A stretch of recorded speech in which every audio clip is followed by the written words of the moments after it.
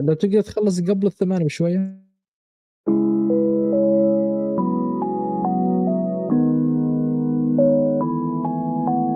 North Road made this.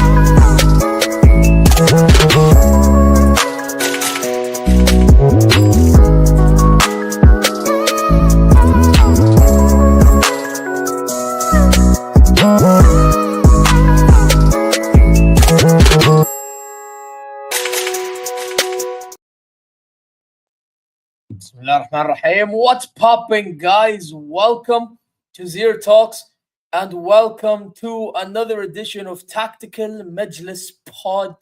You know what I'm saying? It's 4th episode, and we're here to talk about the events that's been going around, you know, in regards to world football. But yeah, before we begin, though, guys, subscribe, like, comment your way. You know what I mean? Go check socials. Also, subscribe to Sammy's channel, Football Rig. We will be redirecting to his stream afterwards. And yeah, man, hopefully you're good wherever you are, inshallah, bi'idhnillah al-azim. Sammy, how are you doing? I'm doing great, bro. Life is good.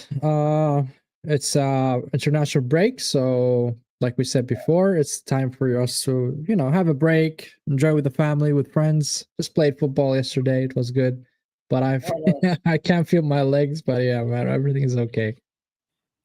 Alhamdulillah, ala kulli hal, is what we would say, bro. If you're all good, you know what I mean? I'm sure you didn't get injured. Nah, man, it's just, you know, when you haven't played for a while, man, it's just, you know, it's a bit draining, I would say, but I mean, I love it, man. I love playing football with the friends. It just rejuvenates, you know, a lot of energy and the interaction with the friends and all that stuff. So yeah. Yeah. But yeah, man, I say we kick things off, man. You know what? There's been games that have been going on in the Premier League. Obviously, we can talk about either you drawing, we can talk about City slapping Liverpool, we can talk about United drawing with Tottenham. We can talk about us drawing to Union Berlin, or, you know, Madrid drawing to Vallecano, etc. You get me? But you know what, man? I want to kick things off with your club, bro, because it's obviously monumental. 2-2 against Sunderland. Robbie's dunking on you guys. Crazy. Talk to me, man. What happened? You know, we talked about it in the AR, and I'll keep mentioning it, man. Look, first of all, Sunderland is a very strong team, and they are fourth, and they are for a reason. I consider them to be the dark horses of the Premier League this season. Coming from the Championship and putting on such a performance in the Premier League is outstanding from them. They have our ex-captain, Granit Xhaka. You know, he's really carrying that team. Overall, look, the first half, we were really bullied, and they were leading with 1-0. And a lot of people are saying they deserve the 1 point. But I also think that in the second half, we came strong. We scored the equalizer by Saka, and then we scored the second goal, a banger from Trossard.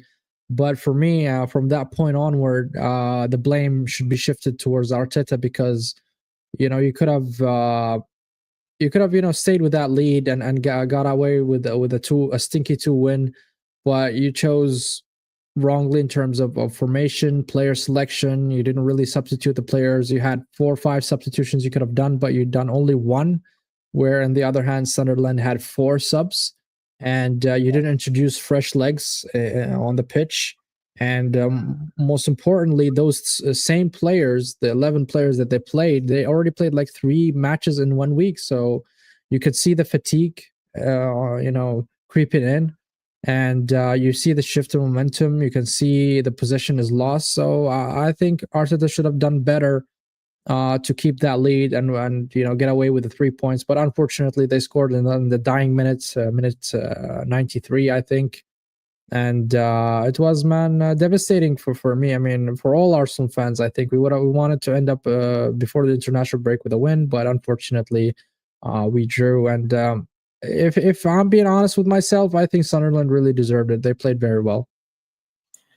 Yeah, I mean they did, but man, you need to look at yourselves as well, bro. I mean, for how highly you might rate yourselves. I mean, bro, I don't know what that defending was for the second goal. If I'm being quite frank and honest, it was all over the place, bro. Raya pulling out of his line, bloody Gabriel getting caught out like that is crazy for how highly he's rated. I mean, hell, And you can even Zubimendi as argue well. with Mendy the way he tried winning the header and it failed. Like Mm-hmm. so many things was wrong with that second It's goal. I think both goals are collective mistakes. There, the first goal was a mistake from Rice. Also, Calafiore was just watching. Saliba was and Gabriel was not in the even right. the first one, Bellard, yeah, true. Both goals, to be honest, are collective mistakes. I think there was a lack of focus from the defenders in the midfield, and unfortunately, they capitalized and managed to score. So, and to be honest, I mean, after 9-10 games without conceding any goal, and we concede 2 this game, I think it's a wake up call. It's a reality check for us to say, hey, listen, I mean, sometimes you need a slap like that to wake up, and hopefully we get back on the horse and then back on the on the race. I'm not saying in the race, but at least get back to the winning streak and put a pathway towards how to win this Premier League, because there's no room for error anymore. Nah, bro, there is really no, bro, because right now, after what happened with the City Liverpool game, it's now Yes. 4-point gap. Bro, Yes. you man have Spurs, Bayern, And Chelsea back to back to back. Mm. Now, Yes. why did I involve my club that's not involved in the Premier League in the equation? Because what type of 11 is he picking heading into Bayern and after that? That's true. Also, the results will affect they'll affect the confidence. I mean, if we lose or get a draw against Bayern, I think that will impact our confidence, our form as well. And also, like you said, the players, the rotation, how Arteta will manage the players. But thankfully, I mean, some of the players will be back, so I think we'll have more options, especially when it comes to the attack. 100%, bro. 100%, bro. You know what I mean? But listen, man, for the way I see it with you, man, is how are you gonna approach the Tottenham? The Tottenham game's in their ground, right? In Tottenham Stadium. No, I think it's gonna be in the Emirates.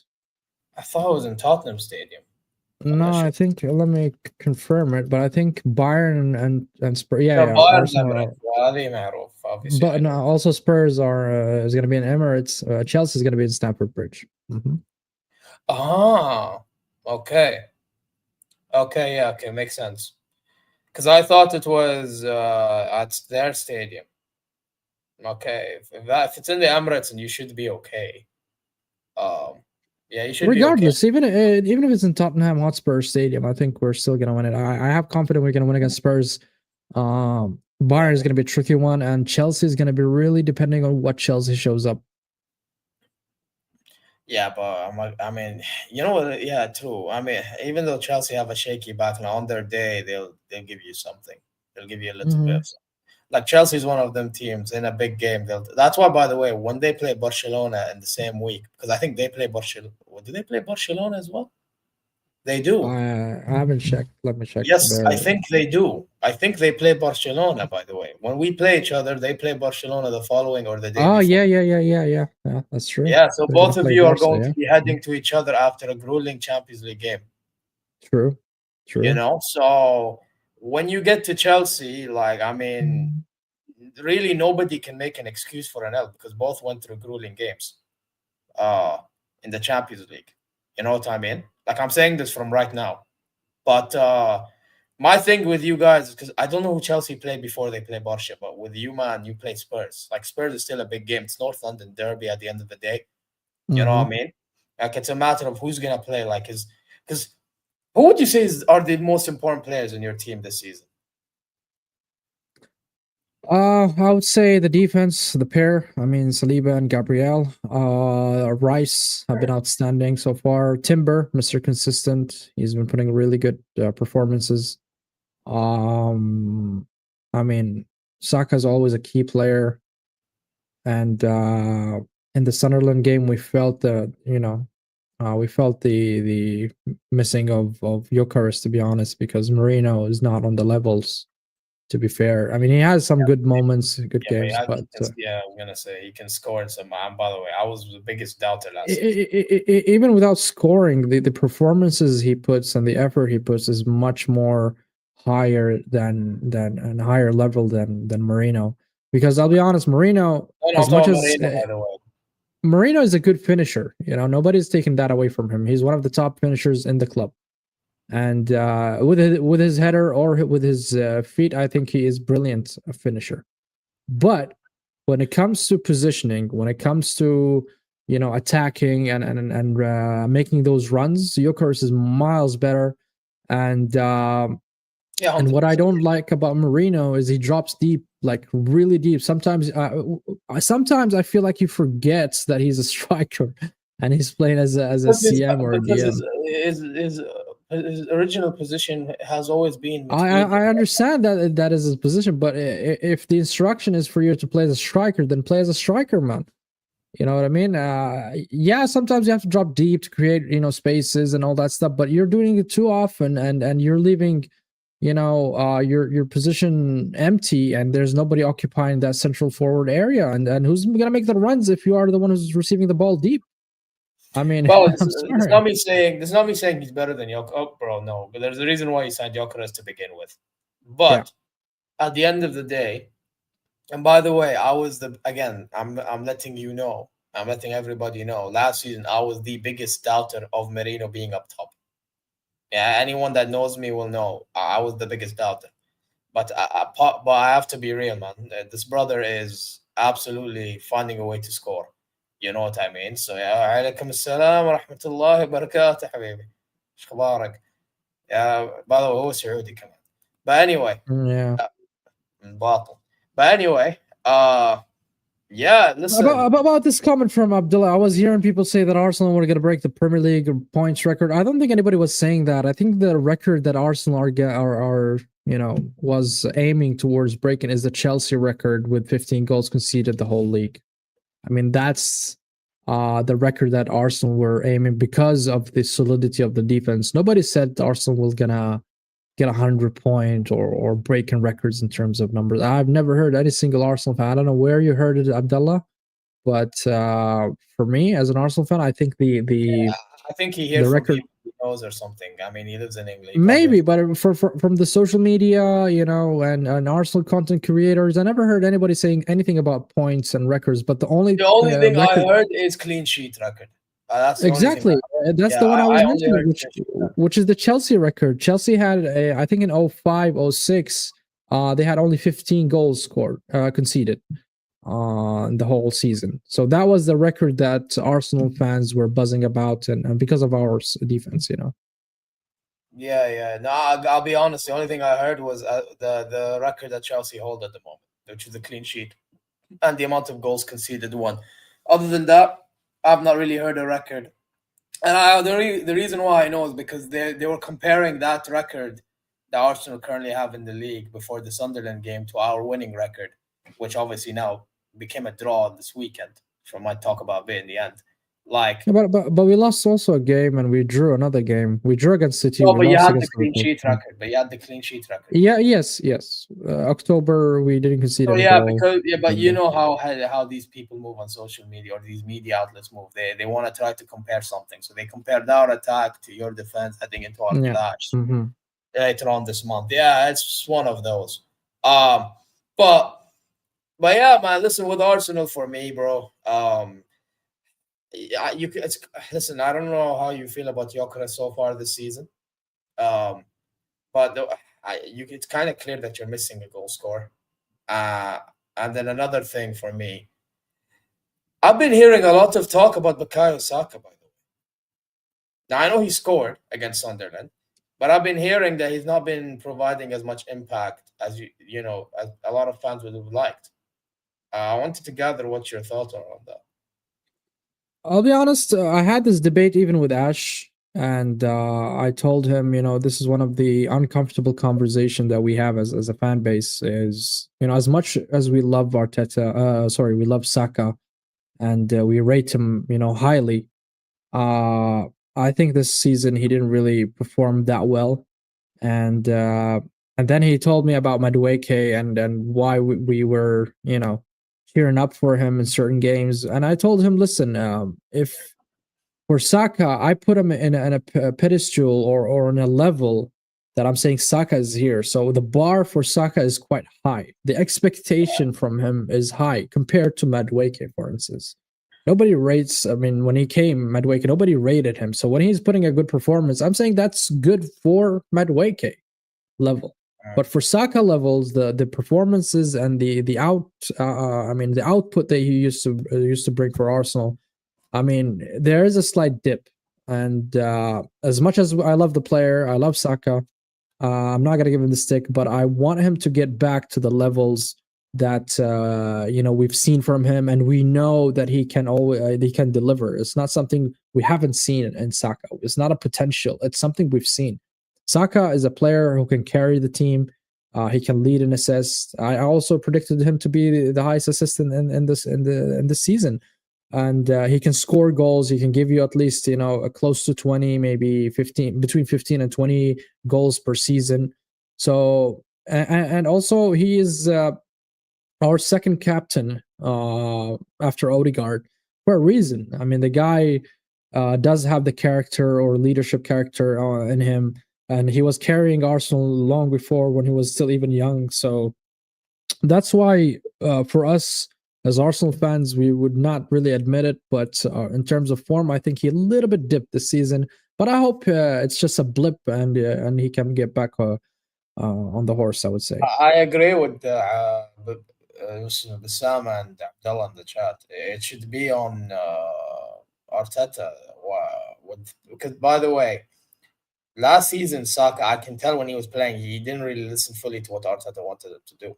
And that's why you saw the best of Saka. I said this to my friends. I said this to so many people online. I felt like Bukayo Saka was like, screw this, I'm playing with more freedom. Now, I don't know why he doesn't continue that. I don't know if Arteta told him, calm it down, whatever it is. Now we have York. I don't know what it is. Yeah, because obviously last season he had no striker. Maybe he let it off the hook because, he could do things on his own, whatever. However, this season, it's just like, I don't know. Something is a bit off Saka. At least whenever a few times I see him, and based on what Arsenal fans are saying and rival fans are saying. Also, you have to consider something about Saka. The amount of minutes he played in the past 3 years is enormous. All right, and the amount of games and minutes he's played is enormous. You cannot just ignore the fact that he's been playing a lot of games, and that puts a lot of pressure on him as a player in terms of fitness. And also, the one thing I would agree with you guys about Arteta, it's not limiting Saka. Is asking too much of Saka, if I can say that, if I'm allowed to say that. Because if you look at Salah, for instance, we can compare right wing to a right wing. Let's compare him to Salah. Salah is a type of player that does not track back defensively. Yeah, he doesn't know. Right? But Saka does. So he's keeping running up, down that right wing and right flank and then defending and all that. And sometimes, yes, we need to defend, but the majority of the time, if you have a player of Saka's ilk or Salah's ilk, you don't ask him to defend. I'm sorry. You got to have that kind of player. I'll give you another example, like Liao, for instance. You don't ask Liao to defend, right? But he can give you a lot up front. That type of players, yeah, okay, go back a little bit, but not the whole 90. I want you to track back defenders and right backs and all that stuff. I don't want you to do that. You're an attacker. You're an offensive player. and you want to manage the minutes and also manage your stamina in the whole 90, you cannot keep running. You're not a robot, and you cannot do it over the whole season. I mean, and that's why we're seeing a lot of tracking back. Is that what you're saying? You think you should do less tracking back, Bukayo Saka? yes. If you want him to thrive and put the numbers like Salah, then you gotta minimize his defensive duties. I think somebody else should have done that. I'm not saying completely, ignore the defense, but less. So who would you think has to do the running instead of Saka, basically? Well, if we look at it in such a way, we have Timber on the right back, right? And we all rate Timber defensively more than offensively even. And also you have two pivots. So that means the pivots can somehow cover that space, which is Zubamendi and Rice, right? And also you can rotate between the central forward and the right wing if you want. So tactically, Arteta has to find a way to manage, to manage, I would say, the stamina of the player, the amount of load on the player in terms of asking him to defend, to attack. Again, I'm not saying completely do not defend, but you gotta somehow manage it less, minimize it, because at the end we're seeing now Saka getting injured quite often and quite frequent, and it's always a hamstring, it's always a muscle injury, and it's repetitive, and there's a pattern. When there's a pattern, then there's something to analyze there. You got to find out the root cause for this pattern, and minimize it. So for me, in my humble opinion, I think it's because Arteta is asking too much of Saka. What do you think of what he says? إذا ساكا كان واقف بالهجوم الظهير راح يشيلهم أصلا ولا يطلع من مكانه ولا يوقف، وبعدين إذا he says عكس، إذا خليته يتراجع الظهير راح يطلع ويتقدم. What do you think of this? Yeah, but I would say the defense for us will be overloaded, and that's fine because I rate every single Arsenal fan, if you ask them what is the strongest position we have, is the defense, especially the right back, Timber. I believe Timber can cover that, can hold the defense. He has Timber and Saliba in that area. So it's not easy to break down Timber and Saliba. Not easy at all. Yeah, I was gonna say the fact you have too many defenders already, you don't really need an attacker to do a defensive job. Actually, exactly. I trust my defense to clear the balls, to hold the defense. I trust them. Like for example, right? Like you see, my club's case, I would hear the argument of my wingers having to track back more than in your case, because in your case you actually have defenders that can do, whereas mine has to compensate. Hold the door. Oh man. What do you mean hold the door? Oh, hold the door, Timber settings. There you are. You know what is hold the door, right? Wish here. Have you watched Game of Thrones? سمعت انا don't watch series بس اكيد سمعت in Game of Thrones. Okay, بس then if you haven't watched it. بس في I'm guessing he's saying I called the door يعني. Yeah, it's a reference. But anyways, if you haven't watched it, you will not get it, but it's fine. Yeah, I won't get it. No, but Anna, I heard this term before because I know people that watched it. That's why I was like, there you are. Yeah, I don't want to, I don't want to spoil it. So I've heard the term before because kid, there's too many people that watched it. Yeah, man. Also, it's a big spoiler.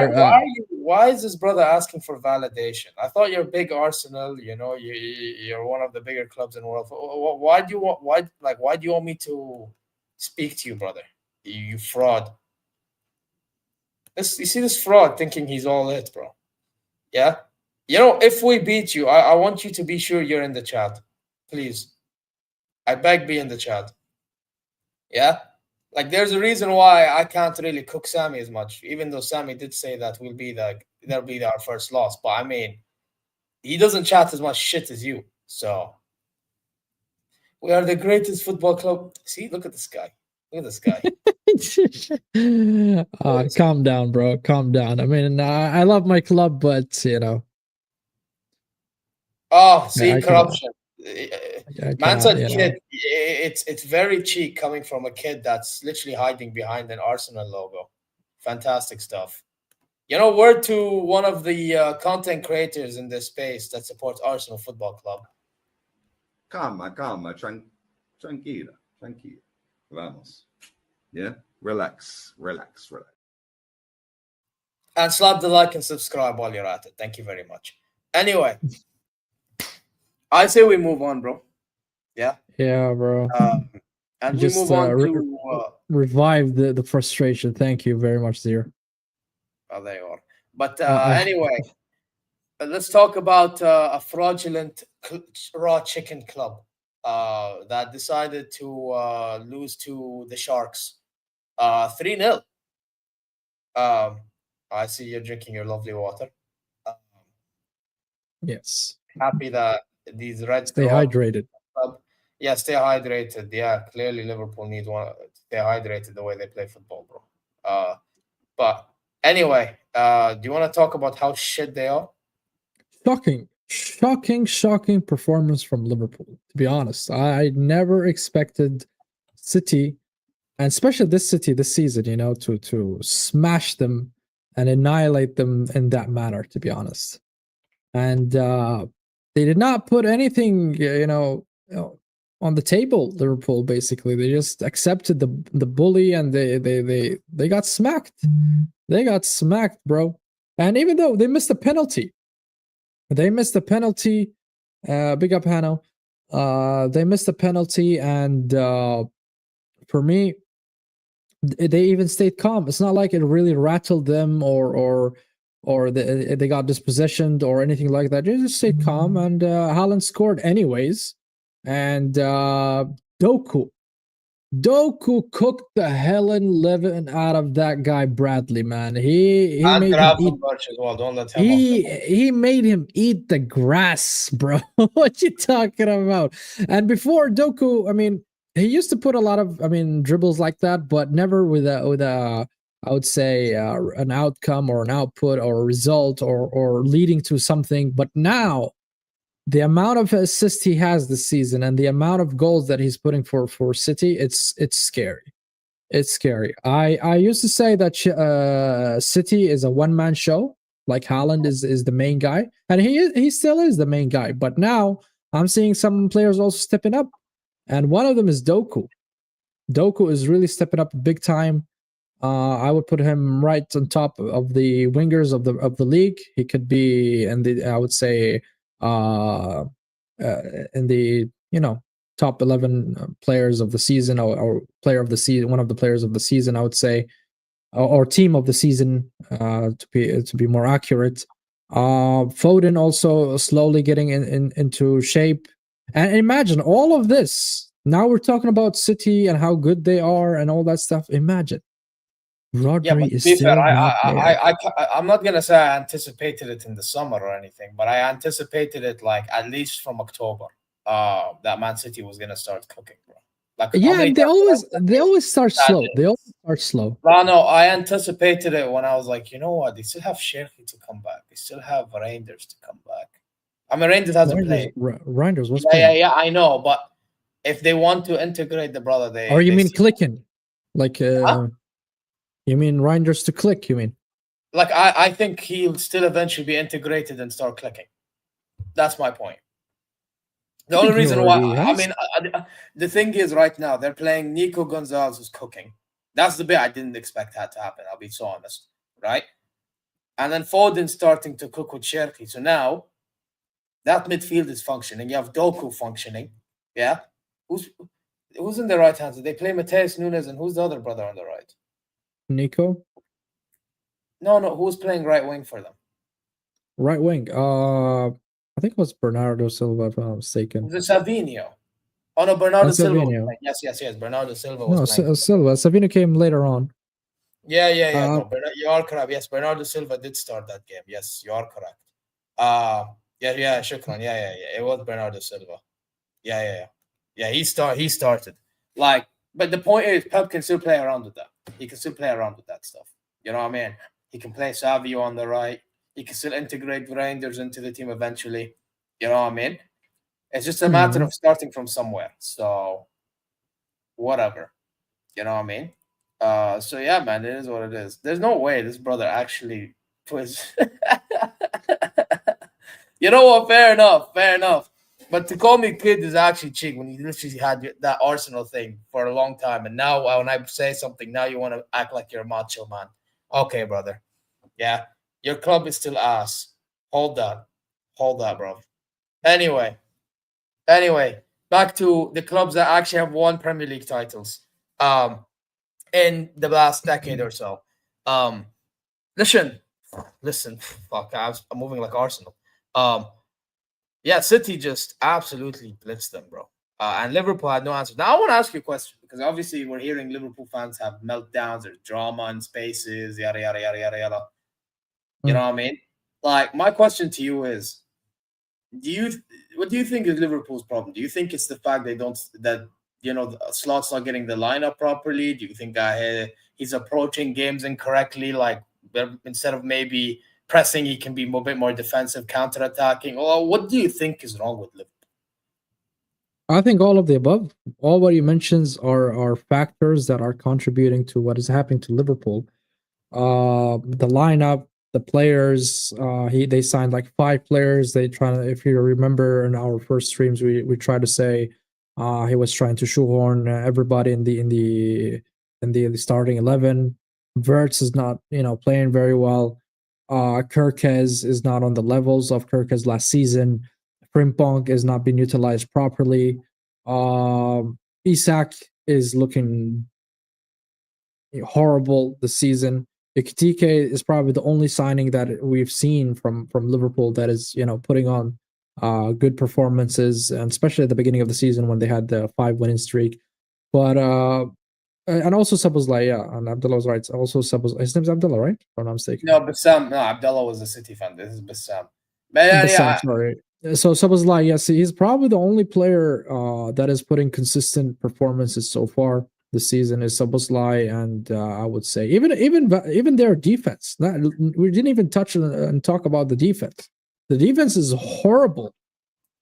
Konate, oh my God, how the hell did you allow Haaland to get on top of you, pause in such a manner? You're a big lad, and you allowed him to just climb you like a tree. I mean, what the hell's going on there, man? And he didn't even attempt to jump and hit with a header or clear the ball. It was just easy for Haaland to overpower Konate and Van Dijk. Van Dijk, as much as we all, and a lot of Liverpool saying that he's the best defender of all time in the Premier League, and look, Van Dijk is a great defender, but this season I don't. He's looking like a shadow of himself. And speaking of shadow of himself, Salah as well. Salah he should have scored, Olise. What? Which the Salah one? Yeah. Yeah, Salah also could have scored. Gakpo missed a sitter as well. I mean, the whole team confidence has been shook, and Slots. I don't know. He's not finding a way to revive that spirit in Liverpool and the hunger and desire. And I'll be honest, it's so bad. It's so bad for Liverpool. I don't know, man, but mainly if you're gonna ask me, I would say Slots is the main factor, because if all of your players or 90% of your players are playing bad, then you have to look at the captain, and this analogy, I mean the coach, that he's not able to lift up their spirits, he's not able to put on the right tactics, he's the formation, the starting 11, the whole thing is just being terrible for Slots, and I think a lot will be unraveled. And so far, Liverpool had 5 losses, where last season they had only 4 in the whole and the entirety of the season of the Premier League, I would say. And that's why I consider them out of the title race. And from the City loss, I changed my stance because I had Liverpool as favorites. and it's now 50-50 between Arsenal and City, to be honest. Yeah, it's one of As you things guys. stand. But by the way, DC says, do you think Slot deserves? I think he deserves to get sacked. I would wait because he has a little bit of credit in the bank, and he won the league. And answering Bassam as well, I think they are in the top 4 race. Bassam, I don't think they are in a league title. To be honest, I don't think they have what it takes this season. If I'm looking at it individually, I don't think they have what it takes this season. Because by the time they fix up and all that stuff, I think Arsenal and City will be, the point gap, it will be huge between them to amend the situation, rectify it. Yeah, they'll make top 4, I think, in the end. I'm not gonna. Yeah, definitely. They're in bad form, but like, bro, from what they were supposed to be at the start of the season to that is pathetic. It's absolutely abysmal. If I'm being really honest, like they got rid of Luis Diaz, and look what he's doing with us at the moment. I mean, that goal that he scored against Union Berlin, despite the draw, it's crazy work. Nobody's talking about it because they wanted him out anyway. And then bloody the PSG game, he scored twice, even though moving like an idiot, getting the red card, which we talked about last time. Like, don't get it twisted. He is hit and miss, and I can agree with Liverpool fans on that. But damn, man, it's just at least he's been more hit than miss for you, wasn't he? I mean, but he has some few bad games. Like Borussia Dortmund was a bad game in my opinion. What other game was he bad in? He was bad in the what was it? There was a game. Chelsea was a poor game from him as well. So like the big ones, those were bad. You know what I mean? But he'll obviously give you he's one of those players that I don't get. Like for example, he scored that crazy goal against Union Berlin, and then he goes 1-on-1 and then scuffs the shot. It's just like, whoa, bro, what? You make no sense. But so I get Liverpool fans. I'm not gonna bullshit. I get it. But at the same time, it's just like, bro, at least he gave you balance. You know what I mean? Whereas now, but even last season, they had Gakpo over him. I mean, as a left winger, first choice. Yeah. Well, it is what it is. But yo, listen, man. That's Liverpool. By the way, the fact they subbed off Ekitike as well. But why is he subbing off Ekitike if he's not bringing on a striker? Idiotic, absolutely idiotic. Which I don't know if people are talking about enough, but whatever. That's one thing I noticed as well. And I'm gonna give my opinion about that game. Yeah, I've seen Liverpool approach the City game, actually having a go at City. I don't think the problem is having a go. I think the problem is they don't know. Slot doesn't know how to have a go with these players. You know what I mean? So yeah, it is what it is. I said okay, Hannah, yeah, you're getting timed up for that. Yeah, I'm sorry, bro. Do not put me in the same my club in the same sentence as where was it? I need to find it to expose a certain fraud. Where was it? You don't put me in the same sentence as this fraud. And to answer why. Why are you gay? Who says I'm gay? You are gay. You are a transgender. What? Hold up. Hey, yo, we don't move like that over here, bro. You should know us better by now. Come on, man. This is a Saudi themed show. We don't move like that, bro. And if you do, then shame on you, bro. You get what I mean? But yeah, man, listen, that's the City and Liverpool game. City, obviously, chasing Arsenal. Sharks are coming. You know what I mean? Word to Big Steve. Yeah, it is what it is. So, oh yeah, definitely kills me too, bro. But anyway, Man United, Tottenham, brother. What are you saying about that? Well, if I'm being honest, Spurs have a very bad record when it comes to the home games. They probably only won one game the whole season, if I'm not mistaken. And I predicted United to win, and they were about to win. I mean, but they scored the first goal, and the game got really, I wouldn't say boring, but skirmishes here and there until like after the 80th minute mark where the game got heated up, and we're seeing a goal from Spurs, and then the second one as well. And we thought, okay, Spurs are back, but also United came with a killer at the end with De Ligt. I mean, it was a corner set piece from them as well. And look, overall, I think Man United and Spurs, both teams, compared to last season, they actually improved massively. I mean, one of them ended up 15th and the other 17th. And it was something that is unexpected from a team as big as United, or as also big as Spurs, as much as I hate them both. But I think this season, there's not really a lot of expectation from them. Nobody's expecting them to do much. I mean, they will be battling for the top 6 and the European spots. That is obvious. And by the way, I think United is above both Spurs and United. Let me just look at the table. I think both are. Actually, both are above Liverpool. Funny enough, Liverpool are 8th. Yeah, funny enough, both of them are above Liverpool. So they will definitely be competing for European spots. And I think if you look at it from project perspective, if you want to call it a project, I hate that word in world football, but let's call it a project, because Thomas Frank is there, and Amorim, that's his, technically speaking, his first season, being as a Man United head coach, because he came, a little bit late last season. So in both teams, they are going through a transition period, I would say. And for that, they would need time. So if any of them get a European spot, that will help them a lot to slowly build up their team on the way. Either Thomas Frank's, tactically speaking, the way he wants to build a team, and also Amorim's play style as well. So both are totally different managers. But the game overall, I think it reflects where United Spurs were and where they are, and they are quite close to each other when it comes to, the performance, the results, where they were, where they are today. So it's nothing really surprising in terms of results, like 2-2.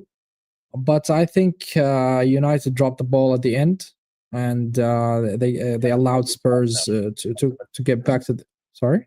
But so did Tottenham when they went 2-1 up. Yeah, that's what I'm saying. United allowed it, and however, they managed to. I mean, what I like about United in that game in particular, they didn't really, give up, and they got the equalizer. So it's a big thing for United, because at the end, it's a away game for them. As much as Spurs' home record is awful, but not much to say in that. But at least it's a draw, and I think both teams deserved, the 1 point. I wouldn't say Spurs deserved the win or United deserved the win, because both had moments, and they capitalized on the moments and some of those moments, and they both scored. So that is it, man. Xavi Simons. I think Xavi Simons is starting to find his feet. I mean, in some games he was really awful, but I think lately he's been playing very, very well. The way he's been distributing the ball as a creative midfield.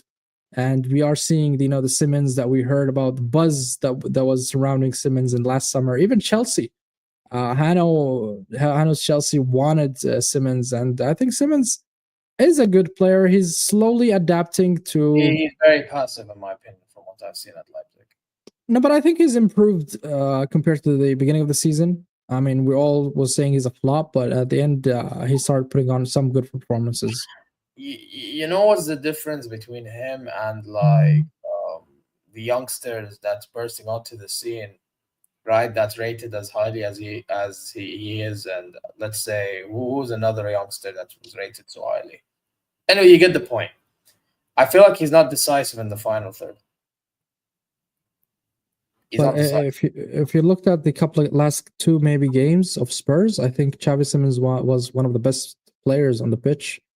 I mean, the I'm just creation, telling the you from what I've passes. seen for years of him, but I'm seeing him. I mean, I haven't watched him as much, of course, but when he joined the Premier League, I started watching him, because I watched most of the top 6 teams' matches. Yeah. And I'm seeing the trend of his performance is an upward trajectory. So he's slowly finding himself and gaining the confidence and adapting the to the Premier League slowly, but he is adapting. And Thomas Frank, is a good coach. I think he would get the best out of him, and even Kudos when he's back. I think he was injured in that game. I think Spurs have a very good squad. They need some improvements, like Richarlison. I don't rate that guy not a bit. He's just awful. He's awful, this PS4, bro. He's cheeks, bro. Yeah. They need some signings, and on the other hand, United needs a better midfield. Casemiro's era is going to an end, and I think they're deep. So yeah, I told you this in your thing. They need a midfield badly, bro. Yeah, especially in the left flank, both in the left back and the left wing. I think they need a massive improvement in that area. United. So, my opinion with United, they need actual wing backs that are good enough, and they need. You know what? Why didn't Man United go for Theo Hernandez? Yeah, it's a good shout. Honestly, it's a good shout. I think. By the way, if Man United went in for Theo Hernandez, I don't think he joins Al Hilal. Because by the way, he joined us by a technicality. Like it was one of those in which Atleti didn't want to pay up the money. Exactly. I think it was about the money. No. Obviously, he took the money when he had no choice.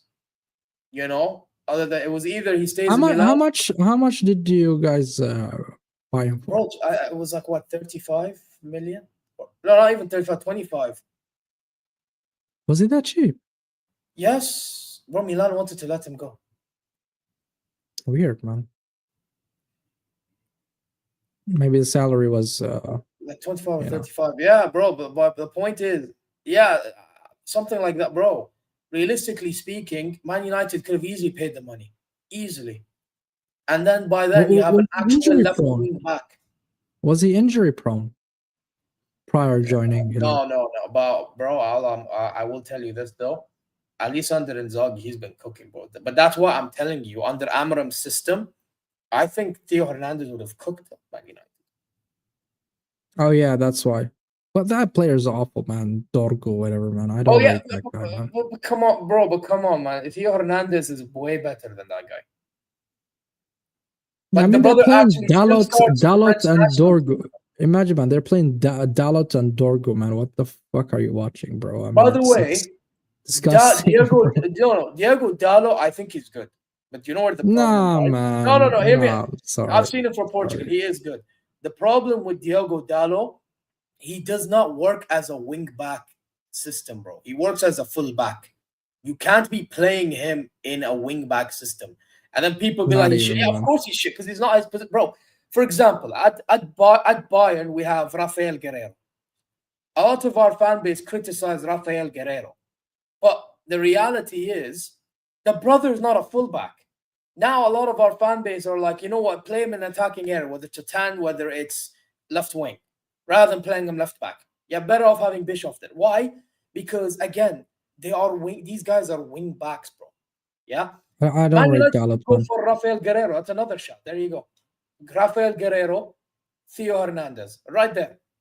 But instead, they persisted in keeping these guys, and I don't know what. Like, I know they just got gold in January, but yeah, when it comes to signing, they focus on the attack. They signed Buemo, they signed Cunha, they signed Sesco, and these are good signings. These are improvements. I'm not gonna. No, by the way, Sesco, they are. But at that time, they are a huge improvement and a lot of potential as well. Sesco's young. But they didn't really sign anybody in the midfield, defense, right back, left back, or left wing back, right wing back. So I think they are addressing, and that's what I'm saying. United will need a couple of transfer windows to adjust to Amorim's system, because Amorim's system is completely different than Ten Hag's system, and to implement Amorim's system fully, like you said, he needs the right personnel. Theo Hernandez would have been better than Dorgo, and Guerrero as well would have been better. There's no doubt about it. That's why I'm saying that their left side is completely dead. And I think you know how they have Sesco, yeah? You know how they have Sesco now. Imagine if they signed Guerrero. Do you know the amount of crosses that brother would have pinged in to that guy? Don't get it twisted. That brother is not really clinical, but he'll get one or two off if you provide them crosses consistently from a wing. Like Guerrero is very good at that, bro, and his technique is actually decent. You know what I mean?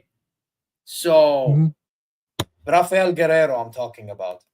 Like my thing is, Man United, for their system to function, they need functional wing backs and they need a midfield. They need a functioning midfield.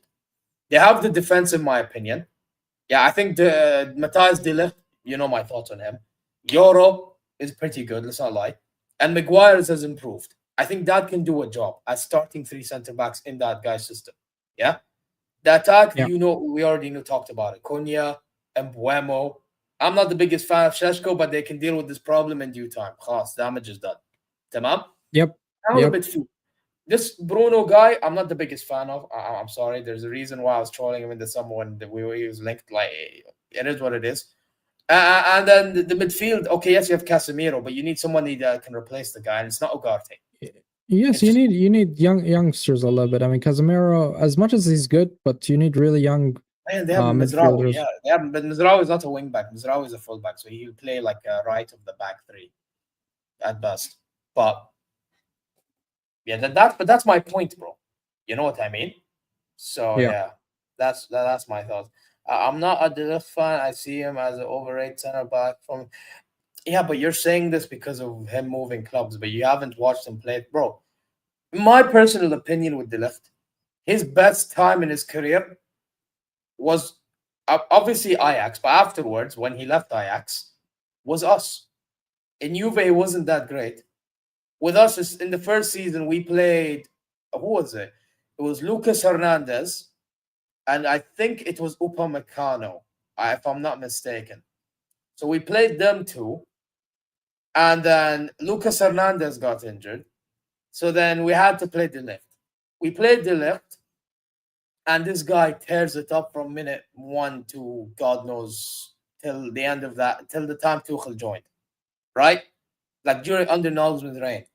And then all of a sudden, Tuchel comes in and he's ruined. You know what I mean? Like injuries, doesn't want to favor him. He's favoring Kim Min-jae, who Tuchel wanted to sign at the time for 50 million odd release clause. You know what I mean? And all that stuff. And then eventually the protests happened at Sabenstrasse, which is our training facility, which then forced Tuchel to play De Ligt alongside Eric Dyer when he got Dyer in January. Because Dyer was actually more favored than De Ligt. Yeah, it was Ian Kim that was more favored, and Ian Opel that was more favored, right? So then towards the end, it's De Ligt and Dyer playing, and De Ligt is holding up. I know people say Dyer was our best center back that time, but Dyer looked at his best when De Ligt played next to him. That's what the thing people need to understand. Like De Ligt is one of them center backs that can carry a back line. You understand what I mean?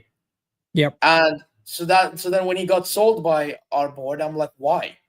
Our fan base was like, why? Why are you selling a guy that can lead a back line? Bro, this guy had potential to be future captain at the club. That's how good he was. Yes, he overcommits, but I'm going to tell you something, yeah? If you know how I can really tell you're that good at center back? When you overcommit so many times, but you win the ball majority of the time. For me, one of the better center backs does that type of shit. Overcommit, but you actually can still win the ball. That's why I rated Ruben Diaz. That's why I rated the Sergio Ramos back then at Real Madrid. Because when they overcommitted, majority of the time, they'd win the ball. You know what I mean? So, yeah. But anyway, that's my thoughts. And yeah, we do have to leave now. But before we move on, before we end the stream, I just want to hear about the Bayern München draw. What is your thoughts about that? I mean, how did you feel? I mean, after this long winning streak, I mean, I know that you were used to winning, and all of a sudden, I didn't know what the feeling of drawing and losing was. Yeah, that's what I was saying. Oh, shameless! but I will tell you this, bro. My objective opinion is. Listen, should I throw my toys out the pram? No. But I can still be critical. And my critical opinion is Kompany should have rotated after the PSG game. He should have. Because the fact of the matter is what happened was we basically approached that game thinking that they were going to play a low block, which fine, no problem. I expected it myself. But what we didn't expect is them absolutely pressing the hell out of us. And here's the thing. When they press the hell out of you and your players are leggy and tired, that's when you lost. Okay, You know what I fair mean? enough. So So somebody's asking, is that Hano, coach's corner? That's Hano, right? yeah, that's Hano, yes. Yeah, because I see that. Okay, my prediction for the next 3 games, if you're including Bayern, so I think we're gonna win against Spurs. I think we're gonna win against Bayern as well, and I think it's gonna be a stinky draw against Chelsea. So wait, can you repeat that? Because sorry, I was too busy searching for your stream. So I think it's a win against Spurs, win against Bayern, but a stinky draw against Chelsea. I have that gut feeling that Chelsea will put on. Cocky bastard. Yeah, of course, man, I'm cocky. What you mean, bro? You cocky bastard. I told you your first loss in the season will be in the Arsenal game. Didn't I tell you that? Muffin, I will remember this. Hey, clip. Yeah, exactly. We're clipping that. Thank you, Hanu. The good trap. You already clipped me, bro. About no, we're gonna have saying, two clips. Two clips. no now. problem, bro. But I think we're gonna win. To be honest, I mean, if it was in Allianz Arena, I wouldn't show some chest. But I think in Emirates, man. This is what. Yeah, man. Set piece, like Basim said. Set piece gonna come, bro. A header from Gabriel, man. Pause, brother. Pause. Why, man? Set piece, man. Calma, tranquila. Vamos. Yeah? Relax. Calma, brother. Yeah, I'm not gonna play the other one because I know you don't move like that. But calma, brother. We'll see, man. لا بس خلاص. Yeah, guys, we're gonna end it here. We're gonna redirect to Sammy's show or stream that he has. Yeah, he's still gonna be talking about Arsenal there. You know, man, you're going to be seeing that more often, by the way. So subscribe to his channel once you get there. And guys, listen, subscribe, like, comment your way, go check socials. Inshallah, you're well wherever you are. And yeah, until then, man, take care and see y'all next.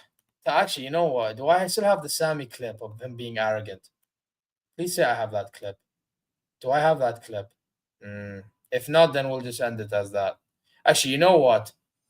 Because I'm in the mood. Yeah, when you lose, Wirtz touchline, cry more. Take care. See you.